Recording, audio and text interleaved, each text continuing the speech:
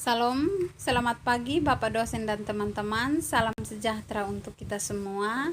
Perkenalkan, nama saya Udi Runesi, kelas E, NIM 10220210181, Prodi Pendidikan Kristen Anak Usia Dini, mahasiswa dari Institut Agama Kristen Negeri Kupang.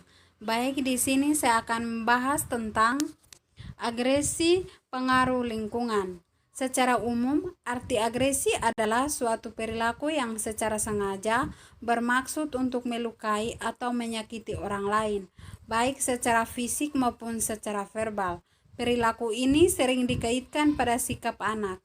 Anak pada masa perkembangan yang cenderung melakukan apa yang dia inginkan, meskipun harus mengejek atau menyakiti orang lain. Istilah agresif ini dikaitkan dengan kondisi psikologis seseorang dan lebih sering dimaknai di dalam perilaku yang negatif. Dalam sudut pandang ilmu psikologis, agresif merupakan perilaku atau tindakan seseorang yang ditunjukkan untuk menyerang atau menyakiti makhluk lain.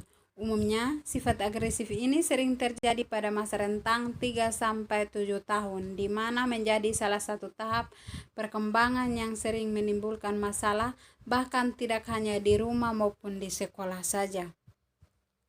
Menurut David Gemers 2010, arti agresif adalah suatu perilaku fisik maupun verbal yang bertujuan untuk melukai objek yang menjadi sasaran agresif. Menurut David Dolf,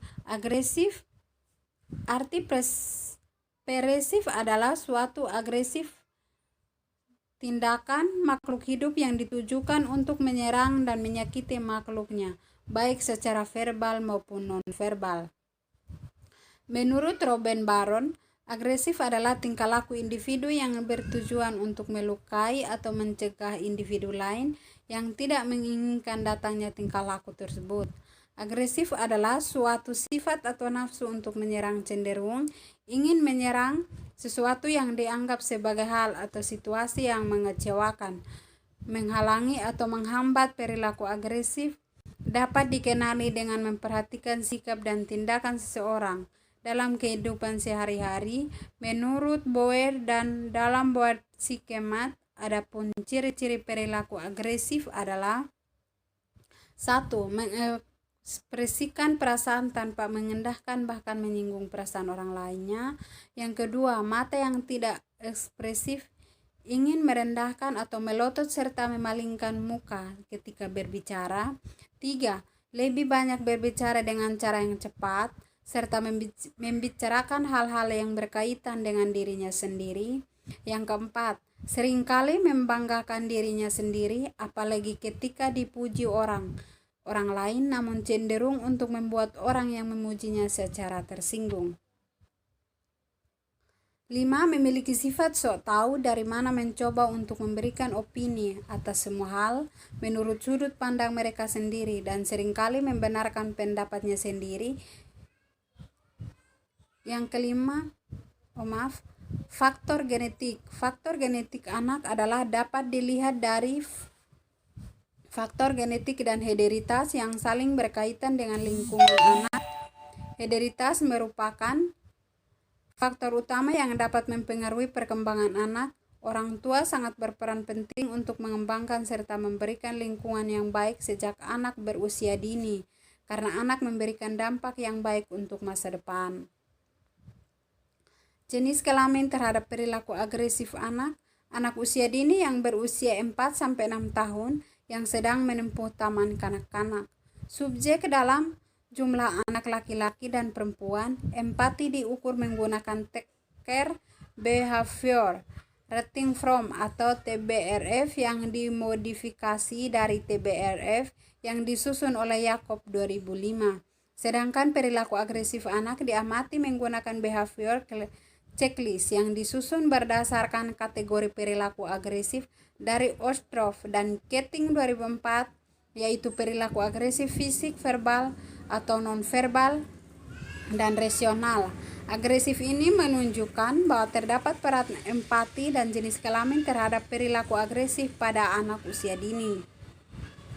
Empati dan jenis kelamin secara simultan dapat berperan dalam memprediksi perilaku agresif. Pada empati juga berkorelasi negatif dengan perilaku agresif, yang berarti bahwa semakin tinggi empati anak, maka semakin rendah perilaku agresifnya. Tipe perilaku agresif yang dilakukan oleh anak laki-laki cenderung melakukan perilaku agresif fisik, sedangkan untuk anak perempuan cenderung melakukan perilaku agresif verbal atau non-verbal dan relasional. Dalam kerangka teori dikatakan perilaku agresif anak terbentuk dari proses berpikir terhadap situasi yang dihadapi atau faktor individu. Model yang diamati serta kedekatan anak dengan objek peristiwa agresif faktor lingkungan. Dengan kerangka teori ini, kapasitas internal menjadi penting. Kapasitas internal ini disebut self-perseptif dan jenis kelamin. Teori-teori self-esteem atau harga diri.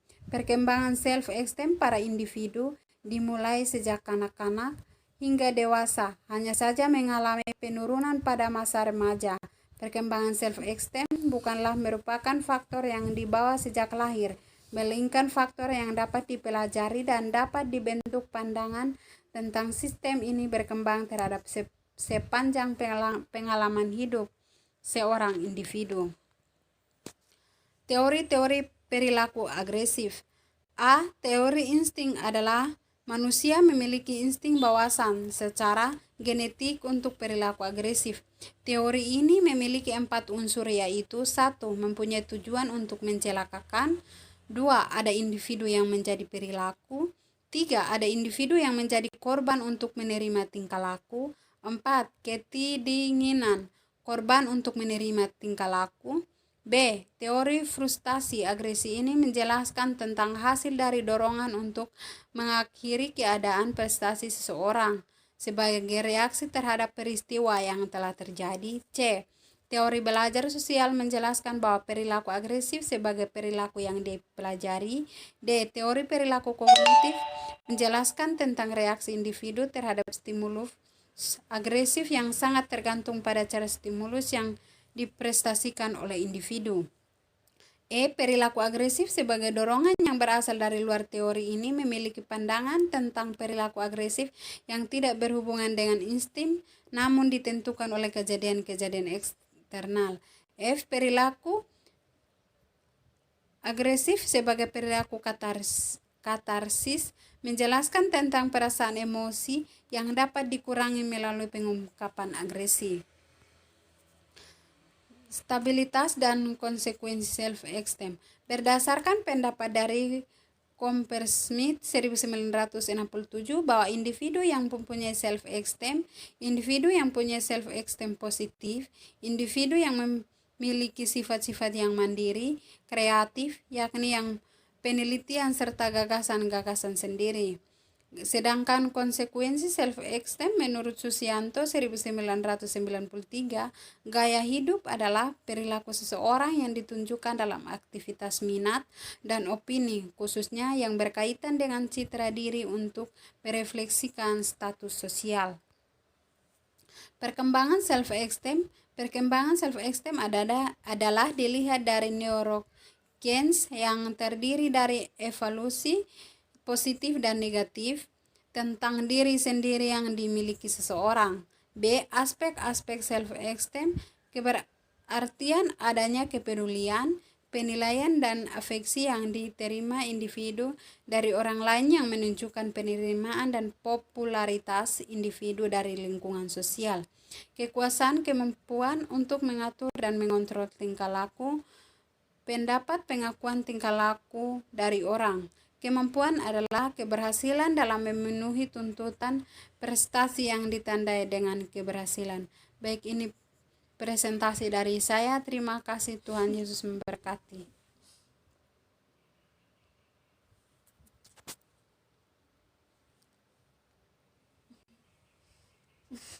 Ati sudah Ati.